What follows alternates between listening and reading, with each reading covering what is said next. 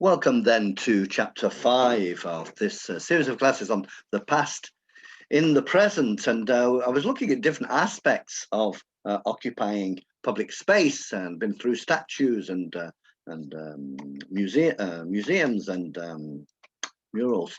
And I was looking at banknotes, and I mentioned to you that at a certain period, Britain did not feel the need to have great people on its banknotes. Symbols of the nation was enough. But more recently, and here you have the series of banknotes, which was current from 1971 to 1982, you see that they'd introduced a whole series of heroes, if you like, or notable people from the past, and there are here 5 of them, of whom 1 is a woman. So I'm not really expecting you to know who they all are, but let's have a look at who they are.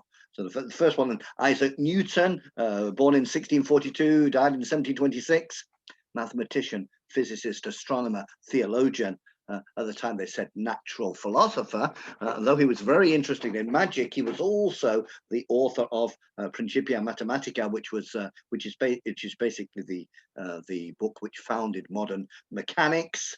And he also worked very well on optics. Most famously, of course, he didn't invent gravity, but he discovered gravity. Now, how do you discover gravity? It's quite impressive, really, because if you just look at things which make things fall to the ground, and then you think, oh, it's the same force that makes the moon go around the earth. Not so easy to guess. So that Isaac Newton. He also built the first practical reflecting telescope and developed a theory of color once he had noticed that a prism can separate white light into a series of colors. The second gentleman here, perhaps you can see, is in military uniform, I think a ceremonial military uniform, and this is the Duke of Wellington, who is most well known for, oh dear, it's going too fast, who is most well known for his 19th century gentleman, died in 1852, Anglo-Irish and a Tory statesman. He was, but he's most well known for defeating Napoleon at the Battle of Waterloo in 1815. He had been involved in the Netherlands, and he'd fought in battles in India as well, and in particular, Battle of Assaye in 1803. So colonial wars, and then defeating France. That's why he's there on the what is it? The £5 note. The £5 note. Yeah, these are the notes which are no longer legal tender. So if you have some, you can't even take them to the bank anymore. They're worth nothing at all.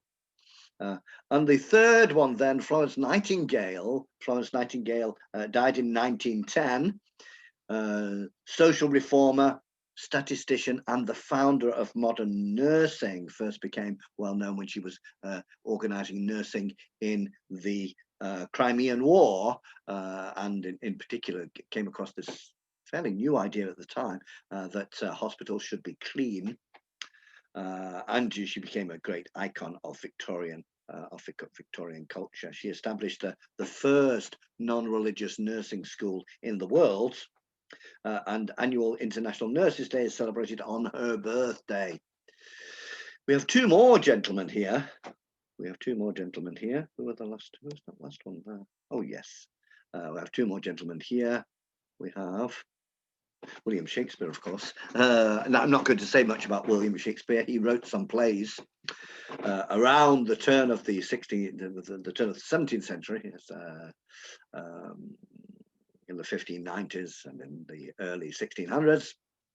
But I consider he's too well known to talk about. The last one, perhaps a little less well known, and this gentleman is Sir Christopher Wren. In fact, Sir Christopher Wren, if people who have heard of him because he was the architect of St. Paul's Cathedral, which was a symbol of the new London built after the Great Fire of London. Sir Christopher Wren died in 1723, and he was a well-known architect, but also anatomist, astronomer, geometer, and mathematician. This is this is the variety of things you could study at the same time in the in the early 18th century. Also built a whole series of other buildings, including one in the United States of America.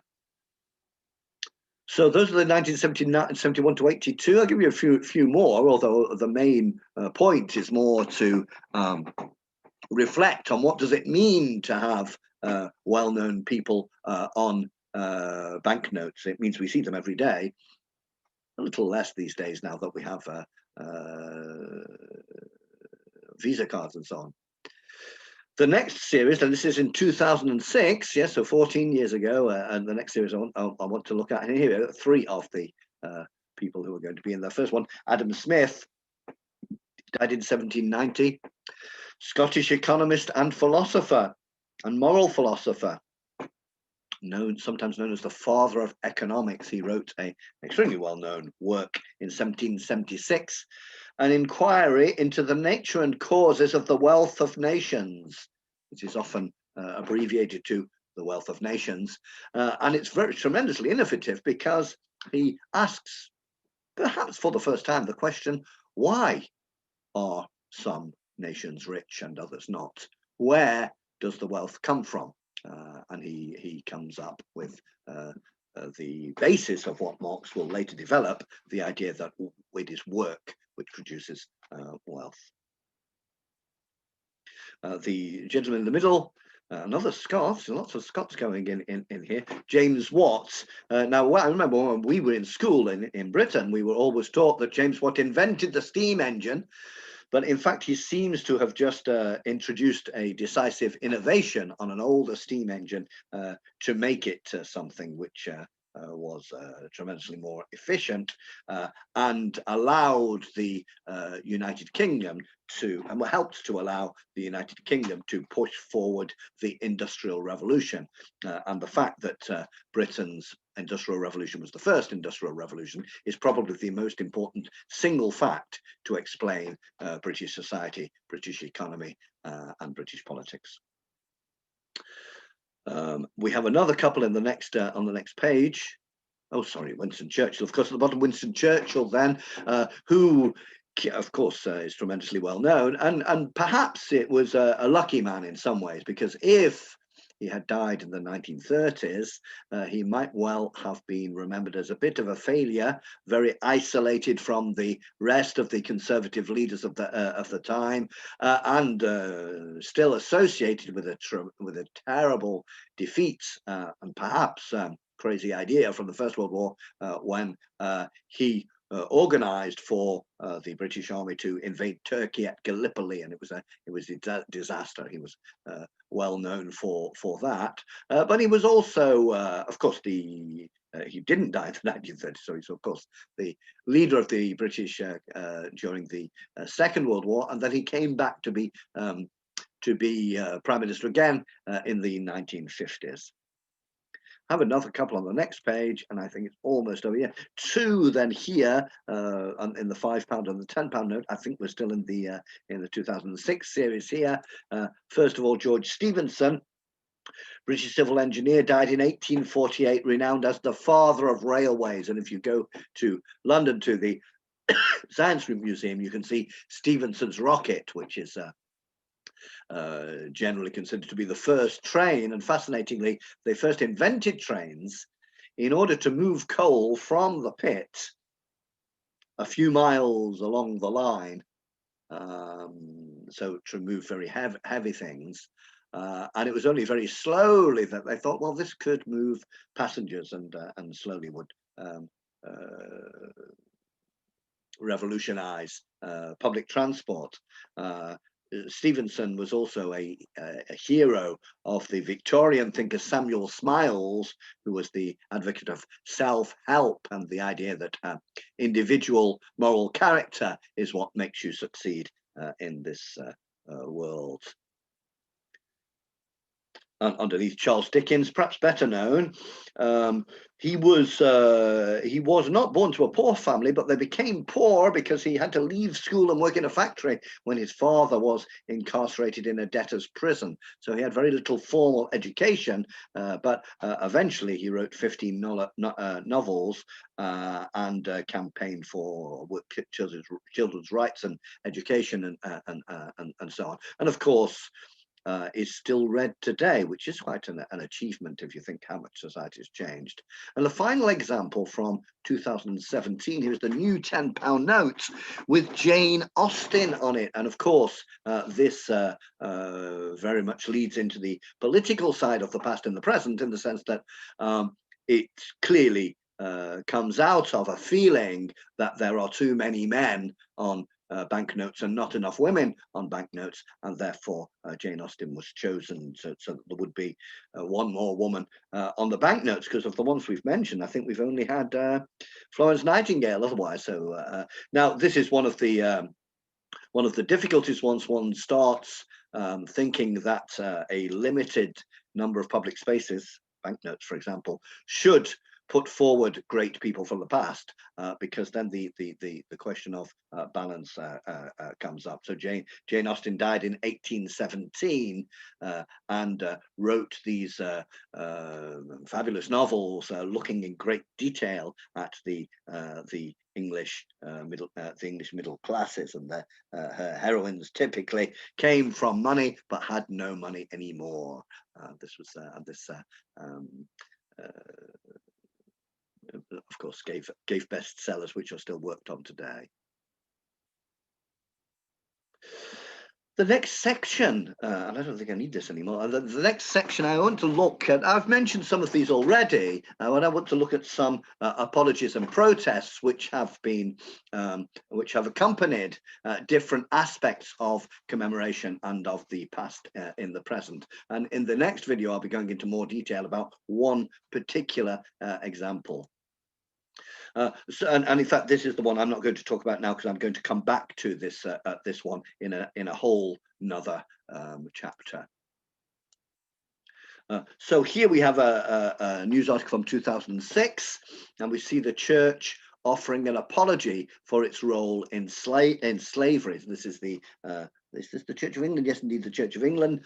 Now, the Church of England was very much involved in slavery, not just that they didn't condemn it with great enthusiasm, but that they actually owned plantations in the West Indies which employed slaves. So they were right in the center of it. And this is a reminder of something I think I may have already mentioned, and that is you must not think of the slave trade as similar to a small what's the word?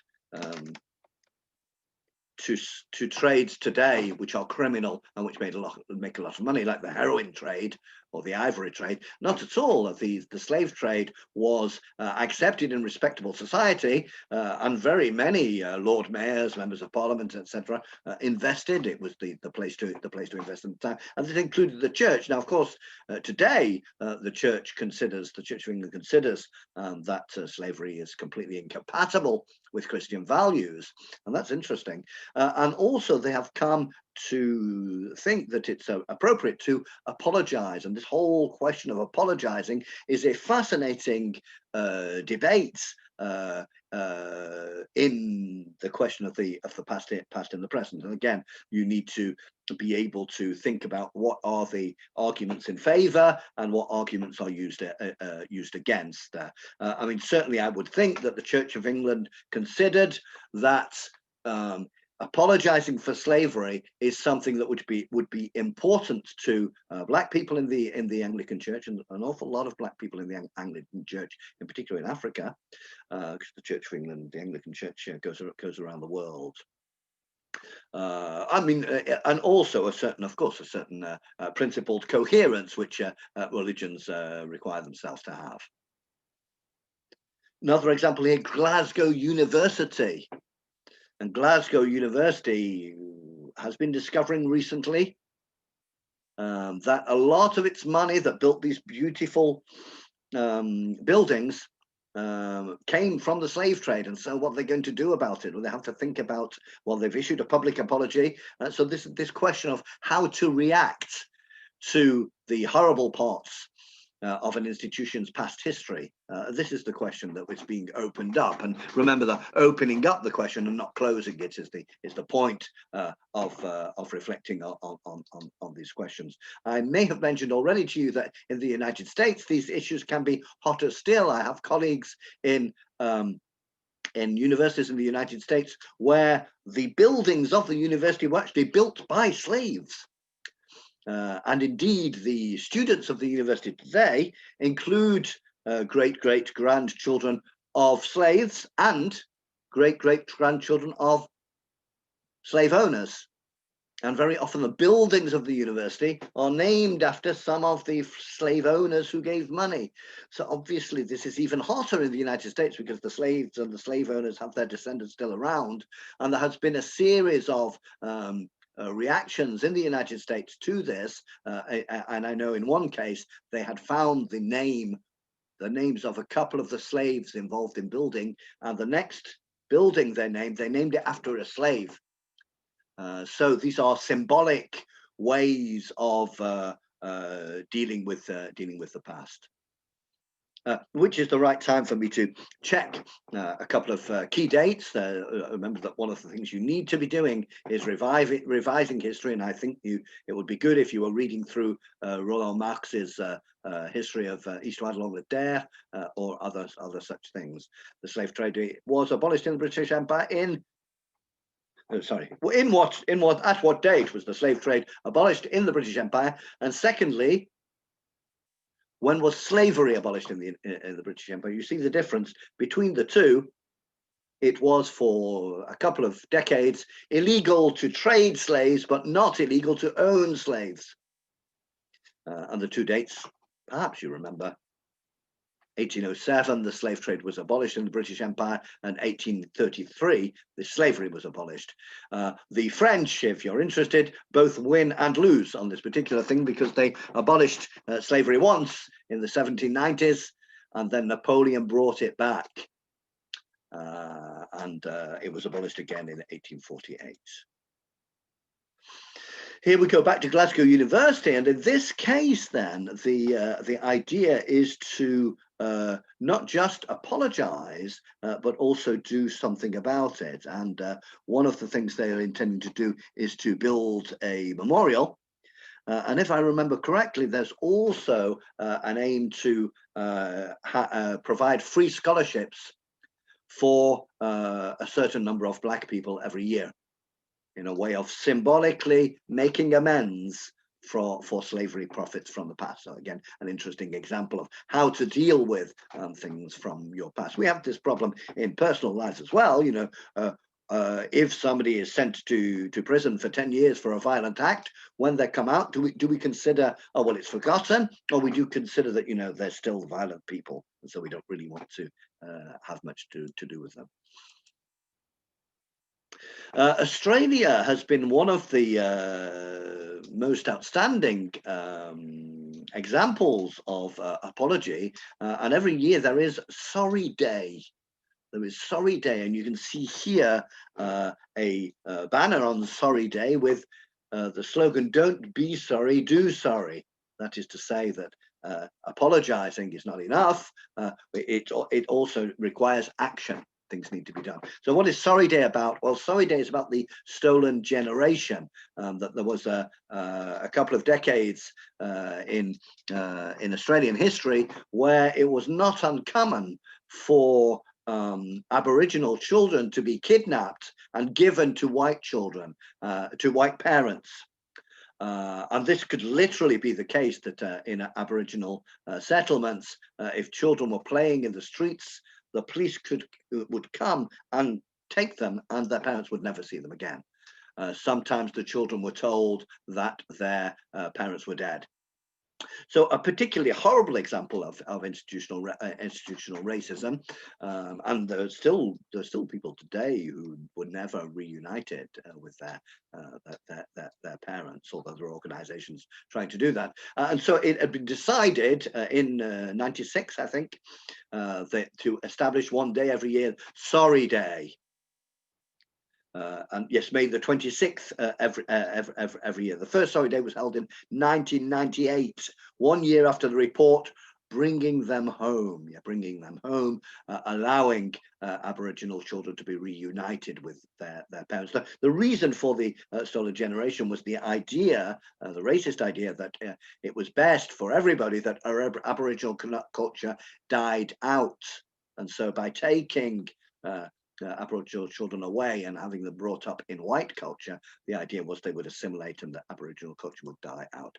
So the Sorry Day, big institution, they're very popular in Australia, and certainly I think, but we find it less surprising today. But I remember that 20 years ago in Europe or in Britain, it seemed to be an extremely surprising thing that the Australians were doing, saying sorry about the past. I think the idea of apology has risen. Now, sometimes we hear about it because there is an attempt at apology, and sometimes we hear about it by people shouting that they will never apologize.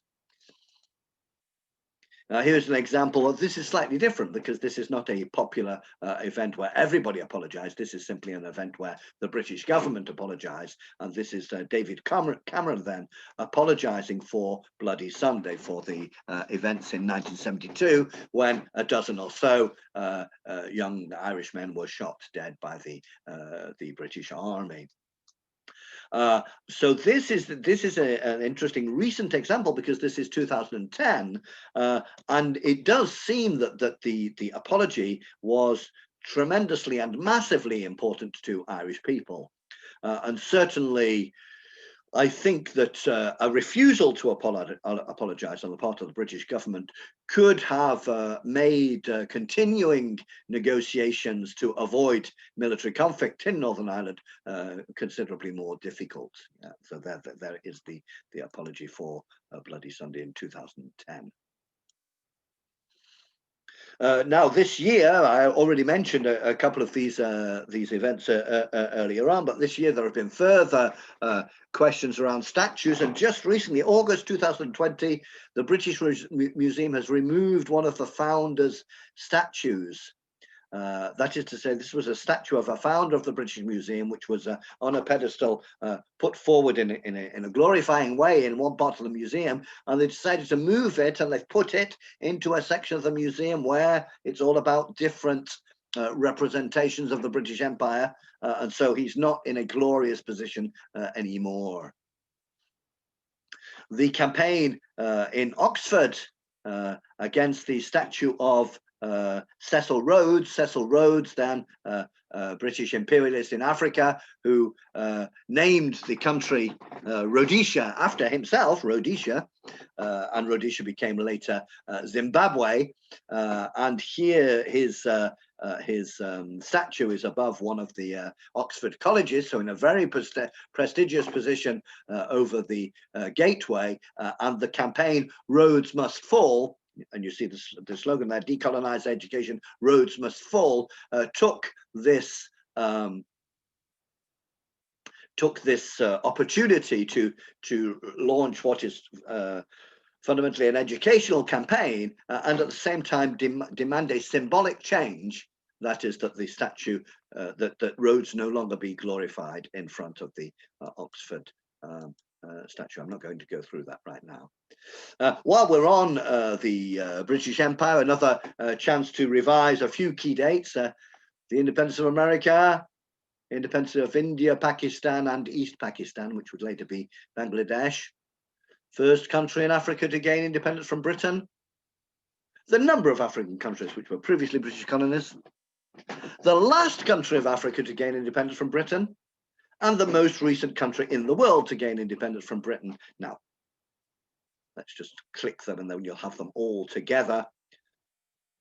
I think I'm going to have to move myself away a little. bit. Of course, independence from America 1776, independence of India 1947, and division between India and Pakistan. The first country in Africa to gain independence from Britain, well, it depends what you consider, Sudan or Ghana. Yes, Sudan just before. The number of African countries which were previously British colonies is 19. And technically, the last country of Africa to gain independence from Britain was Zimbabwe in 1980, because Rhodesia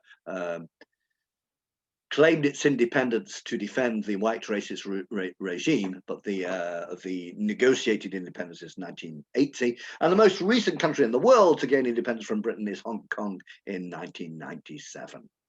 So just one more example there from Belgium. And the last section of my past in the present set of classes is history and heritage on the small screen, and that is some examples of how history is being presented on television, how history is being communicated today in a series of programs which are quite different from what you might imagine as the history documentary. Now, history documentaries can be very well done, but sometimes they're just talking heads and rather dry. But recently there has been a series of things. Now, sometimes these are fictional. For example, this is the series Call the Midwife, which is both an exciting and dramatic series, but also an attempt to look at what life really was like in healthcare for the very poor in the 40s and 50s, I'm pretty sure. And of course, Downton Abbey is a classic way of presenting history. And here you have the opening scene where the grandiose abode of the rich is presented forward, and this is, of course, extremely popular. I'm sure some of you love it very much. And you get the life both of the rich and of their servants. However, many people think it's fundamentally a conservative view of the world. First of all, studying the working class of Edwardian and later times in the First World War in the 1920s, studying the servants. Well, servants always exist because of their masters. They don't organize unions, go on strike, organize riots, and so on, like other sections of the working class might do. So this series has been accused of carefully choosing which section of the exploited they wanted to look at. Servants who are nevertheless defined by their masters, and it is their master's world. So those were the fictional ones, but the other set of programs that I wanted to look at is a new trend, which is about 20 years old now, and this is the historical reality television. Historical reality television, yes, that is that you take a group of modern people and you make them live as if they were in the past. There's a huge number of examples. No, there are a couple of dozen examples. This one is called Back in Time for Dinner. You can find quite a number of episodes on it on YouTube, and it's both entertaining and also serious history. So what they do with Back in Time for Dinner is they take a modern family, and for a week they have to live and eat, live like people did in the 1910s, and eat what they eat in the 1910s, then the following week the 1920s, and the following week the 1930s, and so on and so forth. A very, very simple idea. I think the first one may not be absolutely the first one, but one of the first ones was called the 1900 House, where they took a family from the year 2000 and made them live like a middle-class family would have lived in 1900, a middle-class family, not a working class family, because it's probably illegal to make people live like a working class family lived in 1900.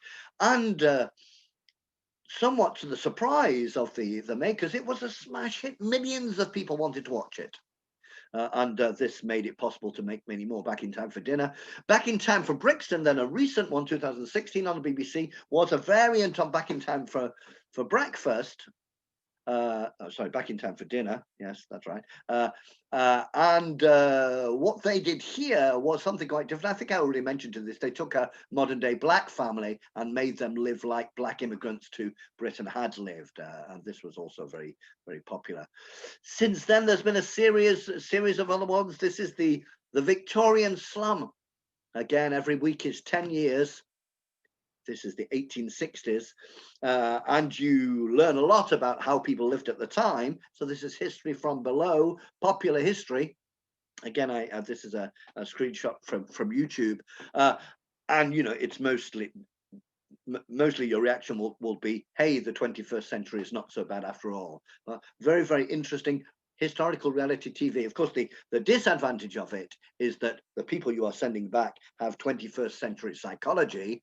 And so can they really understand what it meant to live at the time? This reminds me of the film Titanic, very well-known film, of course, where every single cup, every single glass was exactly as it was in the Titanic, but all the characters were 21st century Americans, lost somewhere in time. Victorian Pharmacy is another example. Now, in fact, these historical reality television series fall into two groups. The first one, probably the more complicated one, is where they take a family of ordinary people today and make them live like in the past. And the second group is where they just take a small group of historians and make them live like in the past. Now, this is probably cheaper to make because it's easier to find historians who can talk to the television and look good on screen than to find ordinary people who are not, who are not trained in public speaking or anything. Victorian Pharmacy, very, very interesting program which showed some of the poisonous things people used to take as medicine. Edwardian farm, there they lived at an Edwardian farm then at the very beginning of the 20th century. And this involved also trying to build the tools from the time, because very often the knowledge of how to build these things has been lost. And so it's not just communication of history, it was also historical research where they got people together to get the information and then practically try to build, for example, a plow from Edwardian times and see how well they get on. Here's finally then there have been a few straightforward documentaries, but again history from below. This Servants, the true story of life below stairs. So this comes a little bit from the Downton Abbey inspiration. We would like to know what it was like to be a servant, but this is more based on historical evidence. This is it's a three-hour series. You can see it on YouTube. The true story of servants. The true story, Shop Girls, the true story of life behind the counter, similarly. And so it does seem in the last 20 years that history is more and more popular on the television screen in different ways. And perhaps I like to think that people are becoming more difficult about history, that they demand that it be coherent and researched and so on. And so historians are showing themselves to be useful to treat the past in the present. Historians are generally not very good at public relations. When people go to a historical film and they like it, they don't say, oh, it's just as well we have historians to find all the knowledge which goes behind these films and so on. I think us historians are very much undervalued. And final couple of examples. These days you can have recent histories. The British Library, yes, a very, very prestigious institution, producing a historical exhibition about punk from 1976 to 78. So some parts of social life which have not generally been considered the priorities of history might be now. And finally, because of social networks, you'll have a whole load of mixes with popular history, amateur history, and nostalgia. And here, for example, is a Facebook group, Memories of the 60s and 70s.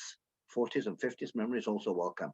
So interesting here, then you have a mix of history and nostalgia. We're very, very interesting because nostalgia is one of the ways of dealing with the past in the present, to some extent through rosy glasses. And historians have always had to think about nostalgia. And of course, the first reaction of the historian is more to reject nostalgia, because the good old days were, as my father used to say, the bad old days, really. But nevertheless, nostalgia is a real phenomenon that needs to be understood and perhaps even studied. And you can find books about nostalgia, about how nostalgia works. Now, that was quite good timing, because it's 33 minutes in, and it's just time to finish. And in the next episode, I intend to look at one particular example. Thank you for listening.